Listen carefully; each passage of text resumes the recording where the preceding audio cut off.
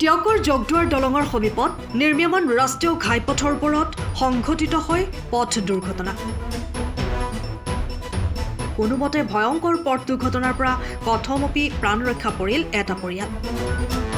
4 লেনযুক্ত পথ সম্প্ৰসাৰণৰ কামত ব্যৱহৃত ডাম্পাৰে পাছফালৰ পৰা মহতিয়াই নিলে এখন বেলেনো বাহনক। দুৰ্ঘটনাৰ ফলত এজন 60 উৰ্ধৰ চাইকেল আৰোহী আঘাতপ্ৰাপ্ত হয়। তীব্ৰগতিত চলা ডাম্পাৰৰ বিৰুদ্ধে ক্ষোভ প্ৰকাশ কৰে প্ৰত্যক্ষদৰ্শীয়ে। প্ৰশাসনক এইসমূহ তীব্ৰবেগী ডাম্পাৰক নাকি লগাবলৈ আহ্বান জনায় ৰাইজে। দুৰ্ঘটনা সংঘটিত কৰা ডাম্পাৰখনৰ নম্বৰ AS04BC 8642 বুলি জানিব পৰা গৈছে।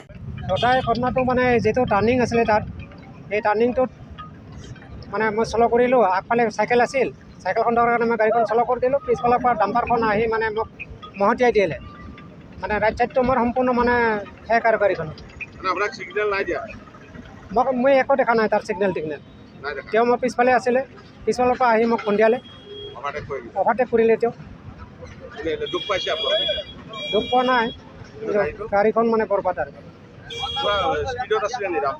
ডাম্পাৰখন স্পীড আছিলে। মইতো ৰখা নিচিনাকৈ শ্ল' কৰি দিলোঁ সন্মুখত চাইকেলখন থকাৰ কাৰণে। তেওঁ বোলো আগবাঢ়ি যাওক, সেইকাৰণে মই শ্ল' কৰি দিলোঁ। আৰু এটাততো স্পীডো ল'ব নোৱাৰি, মই শ্ল'কৈ আহিছোঁ। পিছফালৰ পৰা ডাম্পাৰখন আহি মানে তেওঁ অভাৰটেক কৰি মোক এই চাইডটো শেষ কৰি দিছে। আৰু মই নামৰূপৰ পৰা আহি আছোঁ। ক'ত যাব? গুৱাহাটী। মই কলীয়াপানী বজাৰৰ পৰা বজাৰ কৰি আহিছিলোঁ শাক পাচলি কেইটামান লৈ। আহি থাকোঁতে দেখিলোঁ দলংখনতে অকস্মাতে মই পৰি গ'লোঁ। দেখিলোঁ যে ছাইডত মোক বেলেনো গাড়ী এখনে ঠেলা মাৰি দিলে। মই অলপ ইয়াত দুখ পাইছোঁ, আঁঠুত পাইছোঁ, ইয়াত আছোঁ। কিন্তু বেলেনো গাড়ীখনৰ দোষ নাই। বেলেনো গাড়ীখনক সেইফালৰ পৰা জাম্পাৰ এখনে খুন্দা মাৰি দিছে। ইতিমধ্যে বেলেনো গাড়ীখনৰ বহুত অংশ বহুত ডেমেজ হৈছে। গতিকে কথা এইটোৱে, জাম্পাৰবোৰ অলপ চাই চিতি নচলোৱা হৈছে গাড়ীবোৰ। আৰু এতিয়া আমি ধৰক ৰিটায়াৰ হোৱাৰ পিছৰ মানুহ, অলপ চাইকেল চলাইও ভাল পাওঁ। বেছি দূৰ মোৰ ঘৰত নহয়, তথাপিতো বজাৰ চজাৰ কৰোঁ। যদি এনেকুৱা অটপালি হয়, আমাৰ নিচিনা মানুহখিনি মৰিবই লাগিব। এতিয়া কেনেকৈ চলিব? জাম্পাৰখন পুৰা স্পীডত আছে। জাম্পাৰখন স্পীডত আছে আৰু জাম্পাৰখনৰ সম্পূৰ্ণ দোষ।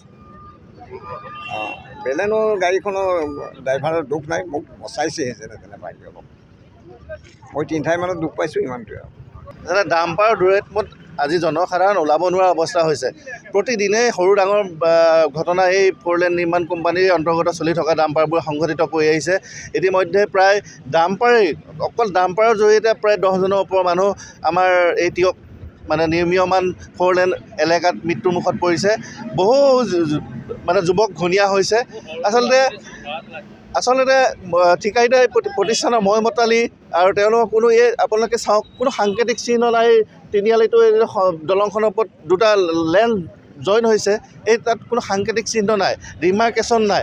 আপোনাৰ ইয়াত আমি পূৰ্বতে এক্সিডেণ্ট হওঁতে আমি কৰ্তৃপক্ষক জনাইছিলোঁ, ঠিকাদাৰী প্ৰতিষ্ঠানকো জনাইছিলোঁ, বিভাগীয় কৰ্তৃপক্ষকো আমি সংবাদ মাধ্যমৰ জৰিয়তে জনাইছিলোঁ ইয়াত যে আপোনালোকে পহৰাৰ ব্যৱস্থা কৰক বা কোনো ৰক্ষী নিয়োগ কৰক।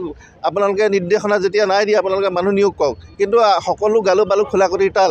আচলতে এই ঠিকাদাৰী প্ৰতিষ্ঠান আমি জনাত আগৰৱালা প্ৰতিষ্ঠানে কৰি আছে। তেওঁলোকক আমি ৰাস্তাৰ সম্পৰ্কে কিবা অভিযোগ দিলেও কোনো গা নলৰে, দুৰ্ঘটনা সংঘটিত কৰি থাকিলেও অভিযোগ দিলেও গা নলৰে। তেওঁলোকে মানুহৰ স্বাধীনতা খৰ্ব কৰিছে। আচলতে এইটো সময় স্কুল কলেজ অফিচলৈ ওলাই অহা সময়। এই সময়খিনিতে আপোনালোকৰ প্ৰতিদিনে ইয়াত যান জঁটৰ সৃষ্টি হৈ আহিছে। কিন্তু তেওঁলোকে প্ৰতিদিনে মানুহ ইয়াৰ স্কুলৰ টাইম পৰ্যন্ত সলাই দিবলগীয়া হৈছে এই ৰাস্তাৰ কাৰণে।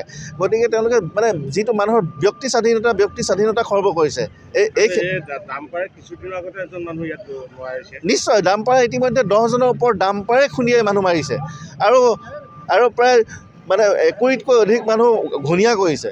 আপোনালোকে এই ডাম্পাৰক আপোনালোকৰ সংবাদ মাধ্যমৰ জৰিয়তে আমি কৰ্তৃপক্ষ, যোৰহাট জিলা প্ৰশাসন আৰু বিভাগীয় মন্ত্ৰীলৈ অনুৰোধ জনাইছোঁ যাতে এই দিশত আপোনালোকে এক কঠোৰ পদক্ষেপ গ্ৰহণ কৰি ঠিকাদাৰী প্ৰতিষ্ঠানক এই যিটো যান জঁট নিয়ন্ত্ৰণ বা পথৰ নিৰ্দেশনাৰ বিষয়ে ব্যৱস্থা গ্ৰহণ কৰিবলৈ মানে অনুৰোধ জনাইছোঁ। সময়ৰ খবৰ সময়ত পাবলৈ ফ'ল' কৰক টাইম অফ আছাম।